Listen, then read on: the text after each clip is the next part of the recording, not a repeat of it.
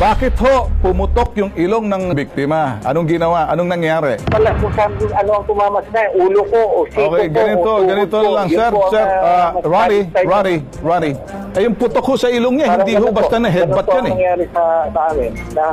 Nakahiga po kami pareho. Hindi ka ba nakapagpigil, nabuisit ka dahil sabi mo, nagpatulfo kasi? Hindi ba sa tulfo, nagpabitag eh? Ba't ako wala namang katotohanan kahit na sino pang tulfo na lapitan. Ganon. Ay, wala naman. Ganito, makinig ka sa akin, Ronnie. Gusto mo ba akong subukan? Gusto mo ba akong pumunta ngayon dyan? Hindi presidenteng asta mo sanggano. Kinakailan mo ng kapwa sanggano. Let it be me. Kapag may inagrabyado, tatayo kami. Walang karapatan ng sinaman saktan, pagbuhatan, suntukin, sapakin. Yung lumapit sa amin, pag sinaktan nyo yan, ibang usapan na yan. At lalo-lalo na pag sinabing, bakit ka pa nagpabitag o nagpatulfo? Kahit sino ka pang Estas, Judas, Barabas, Poncio Pilato, Satanas sa lupa, abay, ibang usapan pag lumapit sa pambansang sumbungan ng bitag. Kailan kang huling nakausap ng iyong pinoprovide ng shuttle service ng Unilever, yung representante nila? 2 weeks ago, sir. Alright. Okay, magkano yung serbisyong sinisingil mo sa kanila? Kabuuan po, nasa 139,000 po. Sinubukan mo ba silang tawagan para sabihin doon na ikay nagserbisyo at wala ka pa natatanggap? Narinig ko po sa iba, nagkabayaran po, pero yung iba hindi po talaga niya na binayaran. Kung ano lang yung hawak niyang pera, yun lang ibinabayad nila doon sa mga tao. Huling kausap mo rito sa Unilever, sino? Si Rosel lang po ang kausap namin in terms of sa takbuhan tsaka sa payment. Wala na pong iba. Gusto kong malinaw sa atin dito. Wala kayong kontrata. Wala kayong pinarmahan na kayo ibabayaran sa serbisyo ninyo kasi parang may third party rito. Unilever, LTSI, tapos Rosel po. Hindi kayo talagang kausap ng Unilever, kausap lang kayo ng third party tulad ni Rosel. Yes, transaction ito. Okay. Ang sinasabi niya po, kung ano lang daw po yung binigay ng Unilever sa kanya, yun lang daw po yung ibabayad. Okay. Narinig po namin lahat halos na bayaran na po yung March saka April and May 8. Pero linawin natin, ano? Una, gusto kong linawin dito, hindi tayo nakakuha ng totoong larawan kasi ang Unilever hindi natin pwedeng akusahan na parang walang ginagawa kasi sila may third party. Binakinggan kita, ang binayad ng Unilever sa third party, sila Rosel, para doon sa Marso na hindi pa yung date of service ninyo yon. Ang ibig sabihin, yung binayaran, yung serbisyo ng mga ibang nagbigay ng serbisyo pero hindi kayo yon. Kaya kung ano yung binayaran, inuna muna yung mga nauna sa inyo. Tama? Yun ang gusto niya sabihin. Tama naman po. Alright. Ngayon, ano daw ang status nito ngayon? Yung huling kausap mo sila 2 weeks ago, ano daw ang nangyari? Actually, sir, yun na nga po eh. Once na nakika na po sa group, hindi mo na po alam ang mangyayari kung kailan ka mababayaran. Kaya nagkakaroon po kami ng agam-agam na baka kinakalimutan na kami or what. Kasi wala na po kaming idea kung ano nangyayari mismo doon sa takbuhan and doon sa payment. Alright. Unless kami magsabi po sa amin. Una, wala kang kontrata. Parang ang kontrata ninyo, pakiusap lang ng third party. Maaring hindi alam ng Unilever to. Kung wala kang kontrata, mag-aagam-agam ka. Kasi kung may kontrata ka, protektado ka. Nandoon ka kay Rosel pumupunta, kung anong sinasabi ni Rosel, base sa kanyang sinasabi, yun lang. Iba yung may kontrata. Sa mga nakikinig sa atin, nanunood sa atin, laging importanteng may kasulatan at may kasunduan sa mga serbisyong ginugugol natin. Kapag wala, abay, paiyakan ang tawag dyan. Sir, i-clear ko lang po hindi po kami against sa Unilever. Kasi alam po namin, apo. Malinaw. Kaya nga ako, ang sino man manunood sa atin, masyado akong mitikuloso sa mga sumbong. At ang Unilever, sinabi ko sa umpisa pa lang, walang kinalaman at ang nagtiwala siya doon sa third party. Ang kausap niya third party, si Rosel. So kung ano mang ugnayan ninyo ng Rosel, sa inyo lang yon. Ma'am, inilapit ho sa amin ng isang Arthur Adrian de Villa, yung kanyang gusto lang daw masettle na serbisyong iginugol para sa mga empleyado ng Unilever. Hatid sundo simula ng 23 ng Abril hanggang 4 ng Hunyo. Si Sir Adrian po, lagi po namin siya pinapupunta sa office. Pero hindi naman po siya nagpupunta. What he's doing, sir, is hinaharas niya po kami by messenger. Tapos kinakausap po nila yung mga ibang drivers. Kung gusto po sana niya, sir, na makuha yung sahod niya, punta lang po siya sa office namin. Wala naman pong problema. Ito yung kanyang sinasabi. Una, ang gusto niya naman daw ay mabayaran lang siya. A simple post-dated check is as good as cash. At then, close book na lang daw ho sa kanya yon. Is that a possibility na mabayaran siya at makuha niya na yung kanyang post-dated check? For me kasi, sir, hindi po ako nag-settle ng ganyang paraan. Kailangan po talaga pumunta si driver sa office. Yung mga po binigyan namin ng cheque, lahat po sila, sir, nagpunta po sila sa office para po magkaroon kami ng kwentahan kung ilan po yung araw na ipinasok nila kasi po may mga trip ticket naman po sila. Okay. Sige, klaro ho, ma'am. So, ang gusto mo lang papuntahin itong si Arthur sa inyong tanggapan nang sa ganon, magkwentahan, ma-itemize lahat yung services na ginugol niya doon sa inyong kliyente. Tama? Yes po, sir. Alright. Pag napakita niya lahat yung bagay na yon, doon magkikwentahan, doon ang bayaran, cheque man yan o cash, as simple as that. Parang ganun lang ho, ma'am. Exactly po. Sige, ma'am. Yun lang naman pala. Dali-dali niyo naman palang kausap. Solution na lang hong gagawin natin. Nasabi mo na hong kaya. Kasi testigo na ho kami. Kami ho natin yung testigo. Sir. Gagawin na lang ho namin. Papupuntahin na lang ho namin sa inyo, ma'am. At kayo na hong bahala. Pagkatapos dyan, we don't want to see this problem anymore. Ganun lang kasimple. Tama, ma'am? Yes, sir. Ganun lang po kasimple. Sige, ma'am. Maraming salamat po. At klarong-klaro na po ang sinabi ninyo. Salamat, sir. Walang anuman. Arthur, katatawag lang namin kay Rosel Lapara. Pwede ka raw pumunta sa kanyang tanggapan, dalhin mo lang yung mga trip ticket at anumang mga bagay na gusto lang makita nang sa ganun magkakwentahan kayo, tapos bayaran na agad. As simple as that. Kami nakikiusap para sa iyo dahil ang trabaho ng pambansang sumbungan, lutasin ang problema sa gitna ng krisis ngayon. Ano? Magagawa mo ba to, Art? Yes, sir. Sir, kaya naman po.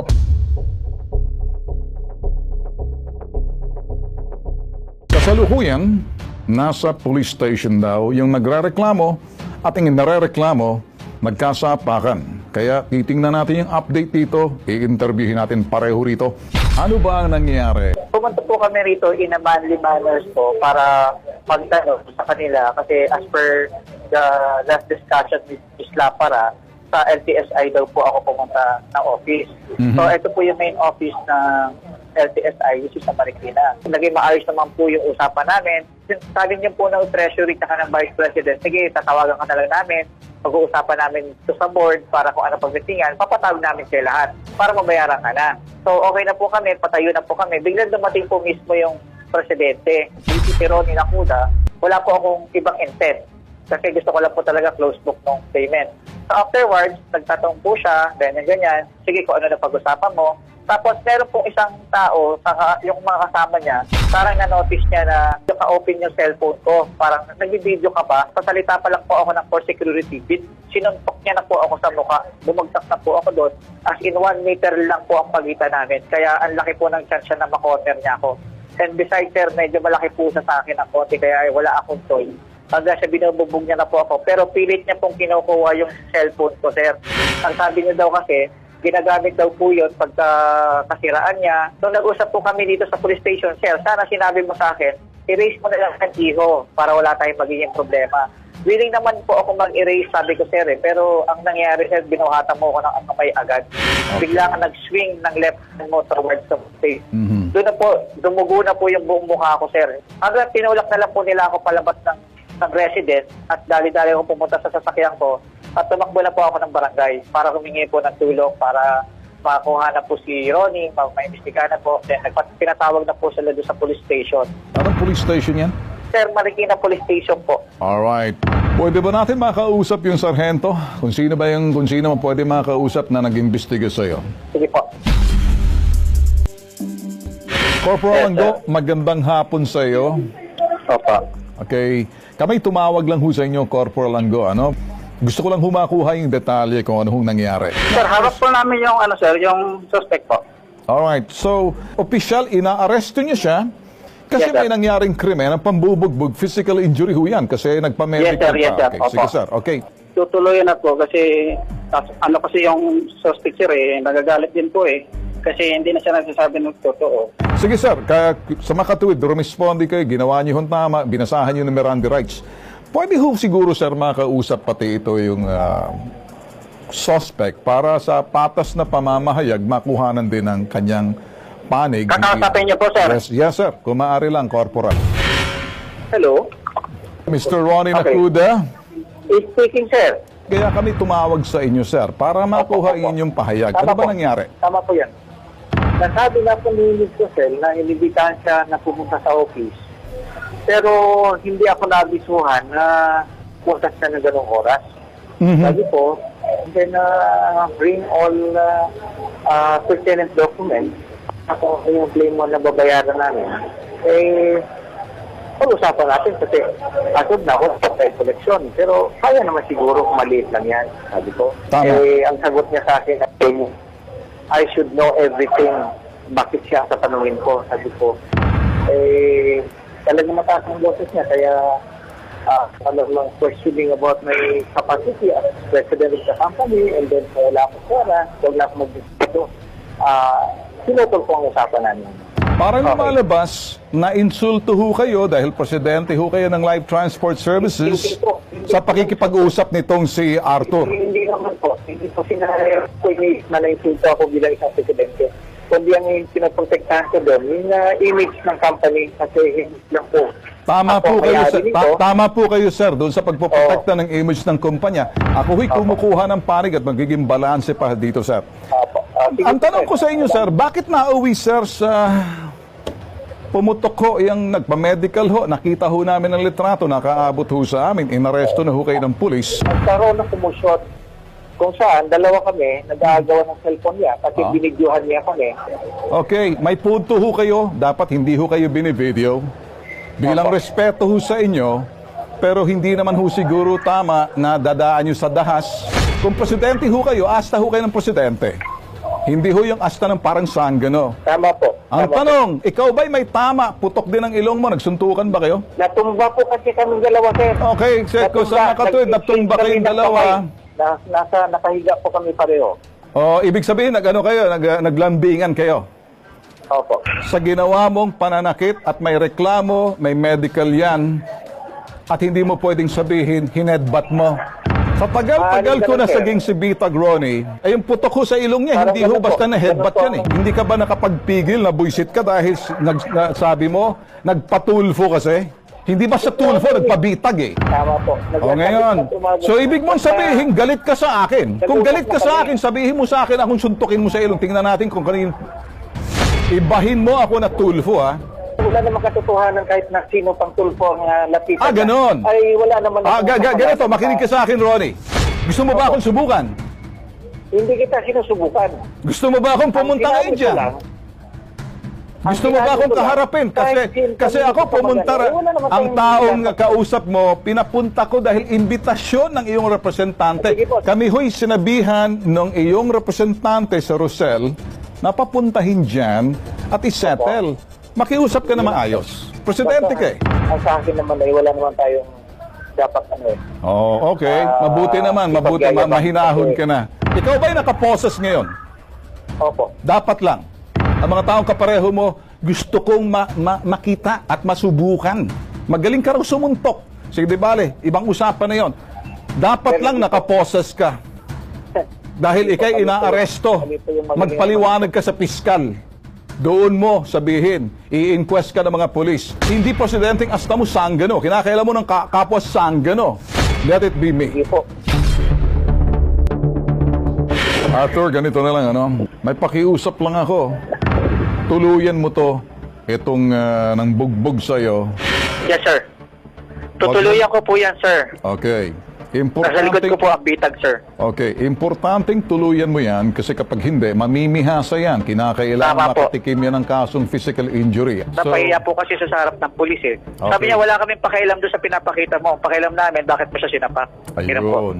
Yan ang mga pulis. Kaya ako'y tatayo sa iyo, babantayan namin tong Ronnie Nakuda na to.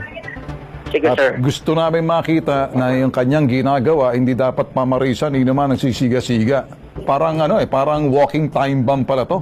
Kung meron ka mang kasalanan, hindi mo sinabi na may cellphone ka. Pero walang karapatan ng sino man bugbuging ka. Pwede naman siguro sino man burahin mo. Yes, sir. Lalo na sumunod ka lang doon sa panawagan ng mismong kanilang representante. At hindi magandang dating sa amin na pagpunta mo ron, napahamak ka patuloy. Wag ka magpapareglo dyan kay Ronnie Nakuda. Sige, sir. Hindi po talaga kasi marami po yung singiling ko sa kanya. Lahat po ng damages ko. Ay. Kailangan niyang bayaran. Mag-iingat ka sa susunod, ha? Sige, sir. Maraming salamat po. Kami sa Bitag sa Pambansang Sumbungan, ayaw namin nakikipagsubukan kahit sinong sanggano, siga, astig. Dahil kung lengguwahe, yung pag-uusapan ng pagiging astig, sanggano, butangero, kahit sino ka pan, kaya ka namin tapatan. Ayaw lang namin may nabibiktima sa simpleng lengguwahe. Walang sino man ang may karapatan manakit. Ganito kami sa Pambansang Sumbungan. Bitag.